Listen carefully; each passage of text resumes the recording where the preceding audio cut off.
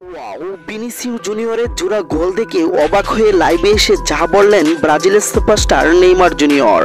দর্শক, বিস্তারিত জানতে ভিডিওটা না টেনে সম্পূর্ণ দেখতে থাকুন। আমাদের চ্যানেলে নতুন হলে সাবস্ক্রাইব করে পাশেই থাকুন। লাস ভেগাসের অলিগান্স স্টেডিয়ামে আজ শনিবার গ্রুপ পর্বের দ্বিতীয় ম্যাচে পেরুগুয়ার মুখোমুখি হয় দলিবাল জুনিয়রের শিষ্যরা।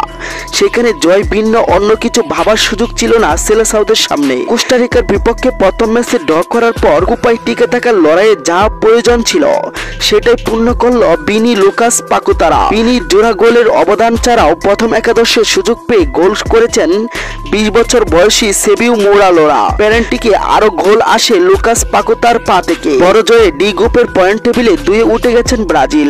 2 ম্যাচে জয় পাওয়া কলম্বিয়া আছে শীর্ষে। এদিকে আজকের হারে কোপা থেকে বিদায় নিশ্চিত হয়ে গেছেন পেরুগুয়ার। যদিও ব্রাজিলের সঙ্গে প্রায় সমান তালে লড়েছিলেন র্যাঙ্কিংয়ে 58 নম্বর দলটি। গোল লক্ষ্যে দুই দলেই সমান 6টি করে শট নেয়। ফাউলের সংখ্যা সমান তালে 13টি করে। এর মধ্যে কড়া ট্যাগেল করে পেরুগুয়ার একটি লাল কার্ড এবং 2টি হলুদ কার্ড দেখেছে।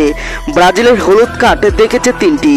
তাই তো নেইমার জুনিয়র জানিয়েছেন, আমি আজ না থাকলেও ব্রাজিলের কোনো সমস্যা নেই।